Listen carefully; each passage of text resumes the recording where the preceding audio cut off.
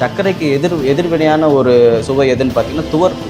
நீங்கள் துவர்ப்பு சுவை அதிகம் உள்ள உணவு எடுத்திங்கன்னா மட்டும்தான் இப்போ சர்க்கரை அளவு நல்லாவே கணிசமாக குறைஞ்சி நார்மல் ஸ்டேட்டுக்கு வந்து நிற்கும். இப்போதைக்கு அதை டிராஸ்டிக்காக குறைக்கிறதுக்கு பாவக்காய் உடனே பண்ணும், ஆனால் உடனே ஏறிடும்.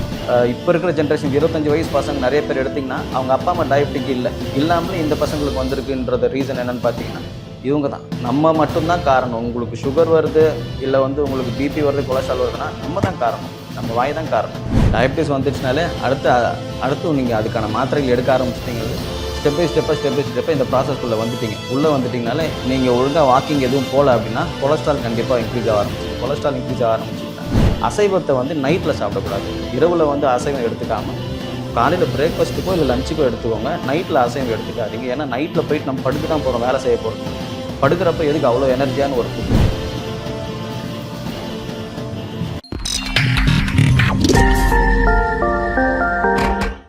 ஸோ இப்போ வந்து ஒன்ஸ் அவங்க ப்ரீ ஸ்டேஜில் இருக்காங்க அப்படின்னும் போது அவங்க என்ன உணவுகள்லாம் வந்து தவிர்க்கணும்? ப்ரீ ஸ்டேஜில் இருக்கிறவங்க தவிர்க்க வேண்டிய உணவு வந்து ஜங்க் ஃபுட்ஸ் எதுவுமே, மைதா சுத்தமாக 0. மைதா எதுவுமே சாப்பிடக்கூடாது. மைதான்றது நம்மளுக்கு உண்டானது கிடையாது. கோதுமை சாப்பிட்லாம் தாராளமாக. மைதா வேண்டாம், வெள்ளை அரிசி வேண்டாம், பால் வேண்டாம். கண்டிப்பாக ப்ரீ ஸ்டேஜில் இருக்கிறவங்க யாருமே மனுஷங்க பொதுவாக மாட்டுப்பால் சாப்பிடக்கூடாது. சித்த மருத்துவத்திலே எதுக்கு மருந்துகள் எடுக்கிறவங்களுக்கு மட்டும்தான் பால் எடுக்கணும்னு சொல்லியிருக்காங்க. அதாவது பல் முளைச்சதுக்கு பிறகு பால் குடிக்கக்கூடாதுன்ற ஒரு கூற்று இருக்குது. எப்பவுமே பல் இல்லாதவங்களுக்கு மட்டும்தான் பால். அதாவது சின்ன குழந்தைங்க தாய்ப்பால் குடிச்சிட்டு இருப்பாங்க, அந்த மாதிரி இருப்பாங்க. அதேமாதிரி மாடு கூட கண்ணுக்குட்டி கொஞ்சம் பெருசானோன்னு எட்டி உதைக்கும், பால் குடிக்கக்கூடாதுன்ட்டு ஃபுட்டுக்கு போயிடணும் நம்ம. அதனால் பால் நம்ம அதிகமாக எடுத்துக்கூடாது. பால் சார்ந்த பொருட்களில் வந்து மோர் எடுத்துக்கலாம், தயிர் எடுத்துக்கலாம். பால் அதிகமாக எடுத்துக்கும் பொழுது இந்த இஷ்யூ அதிகமாக வந்து டேரெக்டாக பால் எடுக்கிறதுக்குள்ள பன்னீர் அந்த மாதிரி விஷயம் பை ப்ராடக்ட் எடுத்துக்கலாம், அப்படி எடுத்துக்கலாம். அதுக்கு பிறகு வந்து இவங்க சாப்பிடக்கூடாதது மெயினாக பார்த்தீங்கன்னா பால் சம்மந்தமான பொருட்களில் வந்து நீங்கள் தயிர் மோர் கூட அழகாக எடுத்துக்கலாம். மோர் வந்து உங்களுக்கு வந்து குளிர்ச்சிப்படுத்தும் பொழுது உங்களுக்கு இந்த சர்க்கரை அளவு குறையிறதுக்கான, ஏன்னா இன்சுலின் கொஞ்சம் சுரக்கிறதுக்கான வாய்ப்புகள் இருக்குது. அதேமாதிரி உங்கள் பீட்டா செல் அழிவை வந்து மோர் நல்லா கண்ட்ரோல் பண்ணது ரீசெண்டாக கண்டுபிடிச்சிருக்காங்க. அதே மாதிரி நீங்கள் சர்க்கரைகளில் வந்து டேரெக்டாக வெள்ளை சர்க்கரை சாப்பிட கரும்பு சர்க்கரையே எடுத்துக்கூடாது. அதுக்கு பதில் நீங்கள் நம்ம ஊரில் கிடைக்கக்கூடிய பனை வெல்லம், பனங்கற்கண்டு, அதுக்கு பதில் இந்த சர்க்கரைக்கு பதில் நீங்கள் பனங்கற்கண்டு, பனை வெல்லம் அந்த சைடு போயிடலாம். மூணாவது வந்து பார்த்திங்கன்னா மைதாக்கு பதில் நீங்கள் கோதுமை தாராளமாக சாப்பிட்டுக்கலாம். கோதுமை ஒன்றும் பண்ணாது. அளவு எதுவுமே வந்து ஒரு லிமிட்டேஷனோடு எடுத்துக்கணும். அசைவத்தை வந்து நைட்டில் சாப்பிடக்கூடாது. இரவில் வந்து அசைவம் எடுத்துக்காமல் காலையில் பிரேக்ஃபாஸ்ட்டுக்கோ இல்லை லஞ்சுக்கோ எடுத்துக்கோங்க. நைட்டில் அசைவம் எடுத்துக்காதீங்க. ஏன்னா நைட்டில் போயிட்டு நம்ம படுக்க தான் போகிறோம், வேலை செய்ய போகிறதில்ல. படுக்கிறப்ப எதுக்கு அவ்வளோ எனர்ஜியான ஒரு ஃபுட்டு? வேலை செய்கிற நேரத்தில் அந்த ஃபுட்டை கொடுத்துக்கோங்க. அதுக்கு மேலே சிலருக்கு வந்து தேன் சாப்பிட்லாமா வேணாம் அப்படின்ட்டு இருக்கும். தாராளமாக நல்ல நாட்டு தேன் கிடைச்சா சாப்பிடலாம், ஒரு பிரச்சனையும் வராது. இதெல்லாம் சர்க்கரை ஆகாது. அதேமாதிரி பழங்கள் சாப்பிடக்கூடாதுன்ட்டு ஒரு இருக்குது. சர்க்கரை வந்துடுச்சுன்னா எனக்கு வந்து நான் எந்த பழமும் சாப்பிட மாட்டேன் அப்படின்ட்டு. சில பேருக்கு மட்டும்தான் வாழைப்பழம் சாப்பிட்டா இது அதிகமாகும். அது உங்களோட உடல் கண்டிஷனை பொறுத்து நீங்கள் உங்கள் டாக்டர்கிட்ட கேட்டிங்கனாலே எது ஒத்துக்கலைன்றது நீங்களே ஒரு அனலைஸ் பண்ணணும். ஒரு சைடு உங்கள் டாக்டர்கிட்ட நீங்கள் கன்சல்ட் பண்ணணும். அப்படின்றப்போ முக்கியமாக ஈஸியாக எல்லாருக்குமே எடுத்துக்கூடிய பழம்னு பார்த்தீங்கன்னா கொய்யா நல்லபடியாக எடுத்துக்கலாம், மாதுளை எடுத்துக்கலாம், அதுக்கு பிறகு கருப்பு திராட்சை எடுத்துக்கலாம், வாட்டர்மெலன், இந்த மாதிரி பழங்கள்லாம் நீங்கள் எடுக்கும்பொழுது உங்களுக்கு சர்க்கரை அளவில் எந்த ஒரு மாற்றத்தையும் அது கொடுக்காது.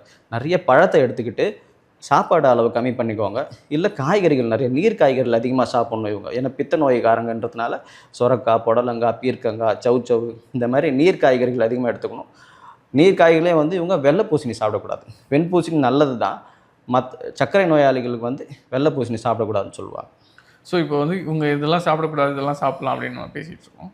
இப்போ இதுலேயே வந்து ஏற்கனவே அட்வைஸ் பண்ணுவாங்க இல்லையா, நீங்கள் வந்து பாவக்காய் சாப்பிடுங்க, அருங்கம்புல் ஜூஸ் வந்து காலையில் எல்லோரும் குடிக்கணும், அவங்க சுகர் பேஷண்ட்டுக்கு ஹெல்ப்ஃபுல்லாக இருக்கும். இதெல்லாம் சரியா? இதெல்லாம் வந்து இதில் வந்து மித்தான விஷயங்கள். அது என்னென்னா நிறைய பேர் இப்போ என்ன நினச்சிட்டு இருக்காங்கன்னா சர்க்கரைக்கு ஆப்போசிட் கசப்பு அப்படின்னு சொல்லிட்டு பாவக்காய் சாப்பிட்றது, அதே மாதிரி கசப்பாக இன்னும் வேப்பிலை அரைச்சி குடிக்கிறவங்களாம் இருக்கிறாங்க, இந்த மாதிரிலாம் இருக்கிறாங்க. அதனால் பாவக்காவோ இதுவோ வந்து கண்டிப்பாக சர்க்கரை அளவில் எந்த ஒரு பெருசாக மாற்றத்தை வந்து தராது. என்னென்னா அப்போதைக்கு வேணால் குறைக்குமே தவிர அது உங்களுக்கு வந்து நல்ல தீர்வு கொடுக்காது.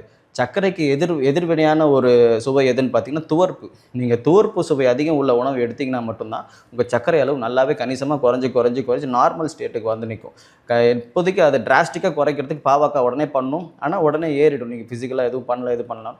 ஆனால் நீங்கள் இந்த துவர்ப்பு சுவையில் நாவல் கொட்டையாகட்டும், இல்லை வாழைப்பூ, வாழைத்தண்டு, நெல்லிக்காய் இந்த மாதிரியான விஷயங்களை நீங்கள் சாப்பிடும்போது, துவர்ப்பு சுவை அதிகம் உள்ள உணவு சாப்பிடும்போது உங்கள் கணையத்தோட அழிவு, அதில் இருக்க பீட்டா செல்லோட அழிவு தான் இப்போ ஒருத்தரோட இந்த விஷயமே எப்படி நடக்குதுன்னா, எவ்வளோ சீக்கிரம் உங்கள் கணையத்தில் இருக்க பீட்டா செல்லை அழிக்கிறீங்க அப்படின்றது தான் இப்போ விஷயமே. 60 வயசில் காலி பண்ணுறீங்களா? சர்க்கரை நோய் வந்தவங்களுக்கு 60 வயசில் காலி ஆகிவிடுதா? இல்லை வந்து உங்களுக்கு 40 வயசுலேயே இல்லை 20 வயசுலேயே இந்த கணையத்தோட செல்கள் எல்லாத்தையும் நீங்கள் அழிச்சிட்டு ப்ரொடக்ஷனை கம்மி பண்ணிட்டு இருக்கிறோம். அந்த ப்ரொடக்ஷனை குறைக்கிறது தான். எவ்வளோ நம்மளுக்கு ப்ரொடக்ஷன் அந்த இன்சுலின் ப்ரொடக்ஷன் கம்மியாகுதோ அவ்வளோ நம்ம சீக்கிரமாக இந்த இன்சுலின் ஊசி மூலயமா எடுத்துக்கிறதோ இல்லை மாத்திரை மூலயமா எடுத்துக்கிறதோ இதெல்லாம் பண்ணிகிட்ருக்கோம். டயபெட்டிஸை பொறுத்த வரைக்கும் வந்து அது வந்து ஜென்ரேஷனாக வந்து தொடர ஒரு டிசீஸ் அப்படின்னு சொல்கிறாங்க. இப்போ வந்து ஒரு ப்ரீ மேரேஜ் ஸ்டேஜ் இருக்காங்க, இல்லை மேரேஜ் ஆகி புது மாப்பிள்ளையாக இருக்கும்போது அவங்களுக்கு வந்து டயபெட்டிஸ் இருக்குது, ப்ரீ ஸ்டேஜில் இருக்காங்கன்றது டிடெக்ட் பண்ணுறாங்க அப்படின்னா அவங்களோட குழந்தைங்களுக்கும் அது வரதுக்கான வாய்ப்பு இருக்குது சார். அது நம்ம எப்படி பார்த்தாலும் 4ல் 3 பங்கு இல்லைன்னு தான் சொல்ல முடியும். ஏன்னா எல்லாருக்குமே வரணுன்ட்டும் அவசியம் கிடையாது. ஏன்னா 2 பேரோட குழந்தை தான் அது. அப்பாவுக்கு மட்டும் இருக்குன்னா குழந்தைக்கு வரணும் அவசியம் இல்லை. அம்மா சைட்லேருந்து இவங்களை ப்ரொடெக்ட் பண்ணலாம், இந்த மாதிரி இருக்குது. இப்போ நீங்கள் மெயின் விஷயம் வந்து ஜெனட்டிக்குன்றதை விட அதிகபட்சம் வந்து இங்கே 90% ஜெனட்டிக் இருந்தவங்குள்ள இப்போ இருக்கிற ஜென்ரேஷன் 25 வயசு பசங்க நிறைய பேர் எடுத்திங்கன்னா அவங்க அப்பா அம்மா டயபெட்டிக் இல்லாமலே இந்த பசங்களுக்கு வந்திருக்குன்றது ரீசன் என்னென்னு பார்த்தீங்கன்னா இவங்க தான். நம்ம மட்டும்தான் காரணம். உங்களுக்கு சுகர் வருது, இல்லை வந்து உங்களுக்கு பிபி வருது, கொலஸ்ட்ரால் வருதுன்னா நம்ம தான் காரணம், நம்ம வாய் தான் காரணம். என்ன ரீசன் பார்த்தீங்கன்னா கண்ட நேரத்தில் கண்டத்தையும் சாப்பிட்றது, அப்படியே எந்த வேலையும் செய்யாமல் உக்காந்துட்டே இருக்குது. 3வது வந்து கான்ஸ்டிபேஷன் இருந்தால் அது பெருசாக எடுத்துக்க மாட்டாங்க. மலச்சிக்கல்ன்ற ஒரு விஷயம் வந்து சர்க்கரை நோய்க்கு அதுவும் ஒரு மிகப்பெரிய எதிரி. மலச்சிக்கல் இருக்கவே கூடாது. மோஷன் ஃப்ரீயாக போயிட்டுருக்கணும். ஒரு நாளைக்கு 2 தடவை போகணும் ஒரு மனுஷன்னா. காலையில் எழுந்தோடனே ஒரு தண்ணி குடித்தோடனே முதல் வேலையை மோஷன் போயிடணும், 2வது சாயங்காலம் ஒரு தடவை போயிடணும். இது 2 வேளை போயிட்டாருனாலே மேக்ஸிமம் ஒரு சர்க்கரை நோயிலிருந்து வெளியே வந்துடலாம், இல்லை வந்து வராது அவருக்கு. இதை முதல் நம்ம கான்சென்ட்ரேட் பண்ணணும். அந்த மலச்சிக்கலை வந்து யாருமே அட்ரஸ் பண்ண மாட்டாங்க. அடுத்து வந்து பார்த்திங்கன்னா இந்த ப்ரீ ஸ்டேஜில் கல்யாணத்துக்கு முன்னாடியே கண்டுபிடிச்சிட்டாங்கன்னா ரொம்ப ஈஸி. எவ்வளோ நீங்கள் சீக்கிரமாக கண்டுபிடிக்கிறீங்களோ, இல்லை ஒரு 10 வருஷம் மாத்திரை எடுத்தால் இது பண்ணி ரிவர்ஸ் பண்ணுறதுன்றது ரொம்ப கஷ்டமான வேலை. அதுவே நீங்கள் எவ்வளோ சீக்கிரமாக பார்த்துட்டு ரிவர்ஸ் பண்ணுறதுக்கான வேலைகளை ஸ்டார்ட் பண்ணுறீங்களோ 3 மாதத்துலேருந்து 8 மாதத்துக்குள்ளேயே ரிவர்ஸ் பண்ணி மறுபடியும் வராமல் அதுக்கு பிறகு அவர் விழிப்புணர்வாக இருக்கணும். நான் இனிமேல் வந்து ஏன்னா ஒன்று சுகர் வந்துட்டால் வாழ்க்கை பூரா மாத்திரை போடணும், இல்லை வாழ்க்கை பூரா வாக்கிங் போகணும். 2த்தில் ஏதாவது வந்து போகணும். வாக்கிங் மட்டும் இல்லை, சைக்கிளிங் பண்ணலாம், ஸ்விம்மிங் பண்ணலாம், ஜிம் பண்ணலாம், யோகா பண்ணலாம். 1 மணி நேரம் கண்டிப்பாக ஏதாவது ஒரு ஃபிசிக்கல் ஆக்டிவிட்டி பண்ணால் மட்டும்தான் உங்களுக்கு சக்கரையிலேருந்து வெளியே வரும். 40 to 50 இருக்காங்க இல்லையா, அந்த ஏஜில் கேட்டகரி இருக்கவங்களுக்கு வந்து அவங்க வந்து ஏர்லி ஸ்டேஜில் இருக்க மாட்டாங்க. அவங்க வந்து ரொம்ப நாளாக ஒரு 10 வருஷமோ 15 வருஷமோ டேப்லெட் சாப்பிட்டுட்டு இருப்பாங்க. அவங்களுக்கான அந்த டயபெட்டிஸ் பிரச்சனையை வந்து க்யூர் பண்ண முடியுமா? அது டிபெண்ட்ஸ் தான் சார். எத்தனை வருஷமாக எடுத்துகிட்டு இருக்காங்கன்றதை விட அவங்க உடம்பு எந்த லெவலில் இருக்குது, இப்போ சர்க்கரை அளவு எவ்வளோ மெயின்டைன் பண்ணிட்டு வராங்க. சிலர் வந்து 15-20 வருஷமாக மாத்திரை எடுத்துகிட்டு இருப்பாங்க. ஏன்னா அதுக்கு முன்னாடி அவங்க அப்போ வந்து அதிகபட்சமாக மாத்திரை எழுதி கொடுத்து இருந்தாங்க. அதனால் நிறைய மாத்திரைகள் எழுதிட்டு இருந்தாங்க. எடுத்துகிட்டு இருக்கோம் 15 வருஷம் எடுத்தாலும் அவங்க HbA1c பார்த்தீங்கன்னா ஒரு 6 தான் இருக்கும், இல்லை ஒரு 6.5 இந்த 7க்குள்ளே தான் இருப்பாங்க. நல்லா இவங்க ஏன்னா அவங்க சர்க்கரை வந்தாலே டிசிப்ளின் வந்துடும். பொதுவாகவே மக்களுக்கு என்ன ஆகானா நிறைய பேர் என்ன பண்ணுவாங்கன்னா வாக்கிங் போக ஆரம்பிச்சிடுவாங்க. எனக்கு சுகர் இருக்குது, நான் வாக்கிங் போகணும் அப்படின்ற ஒரு மைண்ட் செட் வந்துடும். சுகர் இருக்கும், வாக்கிங் போகணும் அப்படின்ற வாக்கிங் போயிட்டே இருப்பாங்க. அதனால் அந்த டிசிப்ளின் வந்ததுனால அவங்க வந்து அந்த 7க்குள்ளே இருப்பாங்க. அந்த மாதிரி ஒரு 15 வருஷம் எடுத்தவங்க HbA1c ஒரு 7 இதுக்குள்ளே வச்சுட்டு இருக்காங்க அப்படின்னா அவங்களுக்கு கண்டிப்பாக ரிவர்ஸ் பண்ணி எடுத்துகிட்டு வர முடியும்.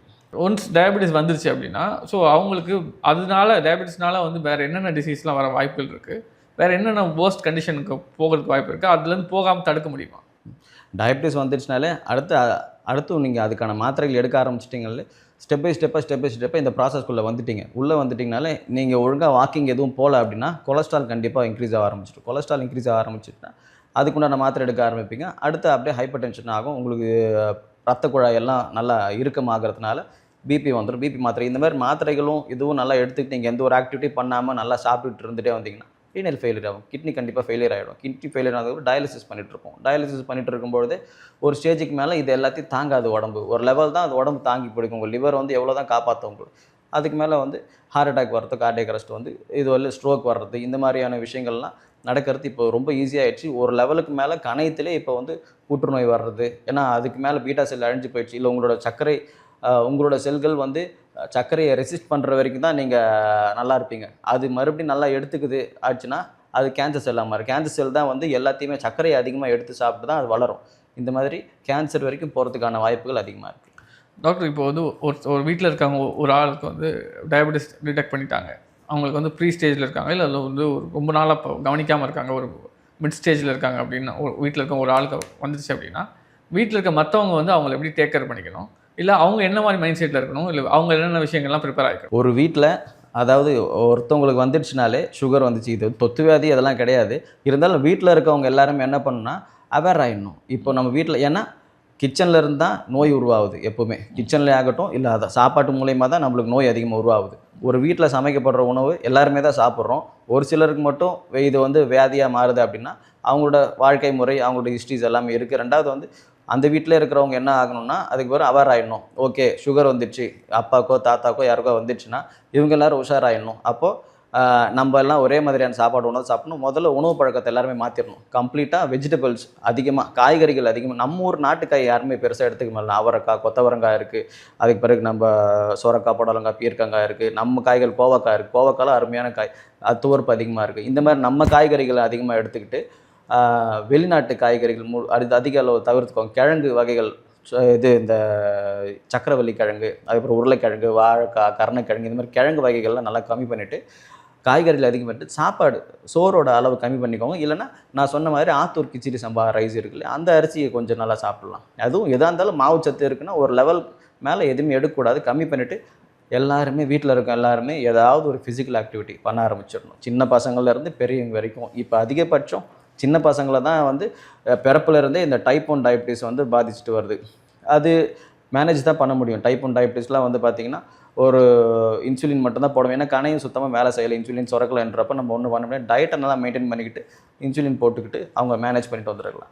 மற்றவங்க எல்லாருமே வந்து வாக்கிங் போகிறது, இந்த ஃபேமிலியில் இருக்கிறவங்க எல்லாருமே வந்து அவங்க லைஃப் ஸ்டைல் குடும்பமே மாறிடணும். அதுக்கு மேலே ஹெல்த் கான்ஷியஸாக ஆகிடணும். குடும்பமே அப்படி இருந்தால் மட்டும்தான் வந்தவரையும் ரிவர்ஸ் பண்ண முடியும். இவங்களும் யாரும் அந்த நோயில் விழாமல் இருக்க முடியும். இப்போ டைப் 1 டயபிட்டிஸ் நம்ம பார்க்கும்போது அந்த ப்ரெக்னெண்ட்டாக இருக்க டைமில் அந்த தாய்மார்கள் வந்து என்ன மாதிரியான விஷயங்கள் வந்து ஃபாலோ பண்ணணும்? ஏன்னா பிறக்க குழந்தைக்கு வந்து டைப் 1 டயபிட்டிஸ் வராமல் இருக்கிறதுக்கு பேரண்ட்ஸ் என்ன மாதிரியான ஆக்டிவிட்டீஸில் இன்வால்வ் ஆகணும்? முதல்ல ஸ்ட்ரெஸ் இருக்கக்கூடாது. பேரண்ட்ஸுக்கு ப்ரெக்னெண்ட்டாக இருக்கிறப்போ அந்த அம்மாவை அதுக்கு தான் வந்து அப்போலேருந்து இந்த வளைகாப்பு, குழந்தைக்கு வந்து இந்த வளையல் போட்டு விட்றது, இவங்களுக்கு அதாவது அம்மாவுக்கு வளையல் அதிகமாக போட்டு விட்டு அந்த சத்தங்கள் கேட்க வர்றது, இந்த மாதிரி ஆக்டிவிட்டிலாம் பண்ணி இவங்களை சந்தோஷமாக வச்சுக்க தான் பார்ப்பாங்க முடிஞ்ச அளவுக்கு. இந்த ப்ரெக்னெண்ட்டாக இருக்கிற உமன் வந்து உங்களுக்கு ஸ்ட்ரெஸ் ஆகிட்டாலே குழந்தைக்கு உள்ள கண்டிப்பாக ஏதாவது ஒரு பாதிப்பு ஏற்படுத்தும். ஆட்டிசம் ஆகட்டும், இல்லை டைப் 1 டயபெட்டிக் ஆகட்டும். இது டைப் 1 டயபெட்டிக் சிலருக்கு ஜெனட்டிக்காகவும் வருது. நம்ம அது ரீசன் இன்னும் தேடிட்டு தான் இருக்கிறாங்க. சில குழந்தைக்கு ஒரு 5 வயசுக்கு பிறகு ஸ்டார்ட் ஆகிடுது, சில குழந்தைக்கு பிறக்கும் பொழுதே இருக்குது. இந்த மாதிரி நிறைய ரீசன்ஸ்லாம் போயிட்டுருக்கு. இவங்க என்ன பண்ணணும்னா மொதல் விஷயம் ஃபிசிக்கலாக இப்போ ஒரு ஸ்டேஜுக்கு பிறகு ஒரு 5வது மாதத்துக்கு பிறகு வாக்கிங் ஸ்டார்ட் பண்ணிடணும். வாக்கிங்கோ 5 மாதத்துக்கு பிறகு நீங்கள் யோகா கூட பண்ணலாம். யோகா தாராளமாக பண்ணலாம். ரொம்ப ஸ்மூத்தாக வச்சுக்கணும் லைஃப்பை. பரபரப்பாக இருக்கக்கூடாது. அவங்க எப்பவுமே எல்லாத்தையுமே பொறுமையாக பண்ணணும், ரிலாக்ஸ்டாக பண்ணணும். எவ்வளோ ரிலாக்ஸ்டாக இருக்கிறாங்களோ அவங்களுக்கு வந்து இந்த மாதிரி குழந்தைக்கு வரக்கூடிய காம்ப்ளிகேஷன்ஸ் எதுவுமே வராமல் நல்லபடியாக சுகப்பிரசமாகும். இப்போ நீங்கள் சொன்னீங்க டாக்டர், வெஜிடபிள்ஸ் நிறையா எடுத்துக்கணும், கிழங்கு வகைகள் குறைக்கணும். இப்போது நான் வெஜிடேரியன்ஸ் இருக்காங்க இல்லையா, அவங்களுக்கு வந்து 7 நாளும் வந்து நான்வெஜ் சாப்பிடாமல் இருக்க முடியாது. நான்வெஜ் நிறையா சாப்பிட்றதுனால வந்து டயபெட்டிஸ் உண்டாகுமா? கண்டிப்பாக டயபெட்டிக்ஸ் நான் சொன்ன மாதிரி இது மேக நோய். மேக நோய்னா சூடுனால் உருவாக்கக்கூடிய ஒரு நோயின்றப்போ சூட்டை அதிகமாக உற்பத்தி பண்ணக்கூடிய உணவுகள்லாம் நம்ம கம்மி பண்ணிடணும். இப்போ நான்வெஜ்லேயே பார்த்திங்கன்னா 2 விதம் இருக்குது. அதாவது நம்ம பித்தத்தை அதிகமாக்கிறதும் இருக்குது, இல்லை பேலன்ஸ் பண்ணுறதும். 2 மாதிரி நான்வெஜ் இருக்குது. அதில் வந்து நண்டு, இறால், சிக்கனு, முட்டையோட மஞ்சள் கருவாடு இதெல்லாம் வந்து உஷ்ணத்தை நல்லா அதிகப்படுத்தும். ரெட் மீட்டும் அதிகப்படுத்தும். அதுவே வந்து அதுக்கு பதில் நீங்கள் ஆல்டர்னேட்டிவாக முட்டை வெள்ளைக்கரு உங்களை வந்து சூடாக்காது, கேஸே ஆக்காது. அது முட்டை வெள்ளைக்கரு சாப்பிட்டுக்கலாம். அதுக்கு பிறகு நான்வெஜ்ஜில் வந்து ஆட்டோட கால் சூப்பு சாப்பிட்லாம், மண்ணீரல் சாப்பிட்லாம், ரத்த பொரியல் சாப்பிட்லாம், போட்டி சாப்பிட்லாம். மீன் எடுத்துக்கோங்க. சீ ஃபுட்ஸில் பார்த்தீங்கன்னா மீன் அதிகமாக எடுத்துக்கோங்க. மீனில் வந்து ஒமேகா 3 ஃபேட்டி ஆசிட்ஸ் இருக்குது. உங்களுக்கு தேவையான ப்ரோட்டீனோ மினரல்ஸ் எல்லாமே உங்களுக்கு அதுலேருந்து கிடைச்சோம். மீன் ரொம்ப ஈஸியான சோர்ஸ். அதே மாதிரி உங்களுக்கு வந்து இது கொண்டாது, உடம்பு ஹீட் ஆக்காது. மீன் நல்லா எடுத்துக்கலாம். அதுக்கு பிறகு வந்து நீங்கள் இந்த ஸ்குவிட்டு சொல்லுவாங்க, இந்த கனவா, அதில் தான் இருக்கிறதுலே இப்போ ஒரு ஸ்டடியில் வந்து ஒரு 100 கிராம் ஸ்குவிட்டில் வந்து 64 கிராம் வந்து உங்களுக்கு ப்ரோட்டீன் இருக்குதா சொல்லியிருக்கிறாங்க. அது கூட எடுத்துக்கலாம். இந்த மாதிரி சீ ஃபுட்ஸுக்கு மாறுறது ரொம்ப சேஃப். ஏன்னா நம்ம இருக்கிறது கொஞ்சம் உஷ்ணமான ஊருன்றதுனால இந்த மாதிரி நண்டு இந்த மாதிரி ஐட்டம்லாம் வந்து இவங்க எடுத்துக்கிட்டோம். குளிர்ச்சியான பகுதியில் இருக்கவங்க எடுத்துப்பாங்க. நம்ம சைடில் இருக்கிறவங்க இந்த ஆடு சம்மந்தமான ஆட்டுக்கால், இது மண்ணீர் இதெல்லாம் சொன்ன மாதிரி எடுத்துக்கலாம். சீ ஃபுட்ஸ் நல்லா எடுத்துக்கினாலே இவங்க நான்வெஜ்ஜில் இந்த நல்ல நான்வெஜ் சாப்பிட்டுக்கிட்டு அந்த சூடான நான்வெஜ் சாப்பிடாமல் இருந்தாலும் இவங்க மேனேஜ் பண்ண முடியும். ரொம்ப நன்றி டாக்டர். ஸோ டயபெட்டிஸ் பற்றியும் அதுக்கான டயட்ஸ் பற்றி அதுக்கான அவேர்னஸ் பற்றியும் நிறைய விஷயங்கள் நம்ம பேசினோம். உங்களோட தகவலுக்கும் உங்களோட நாலேஜ் ஷேர் பண்ணுறதுக்கும் உங்களோட நேரத்துக்கும் ரொம்ப நன்றி டாக்டர். நன்றி சார். நன்றி. நன்றி.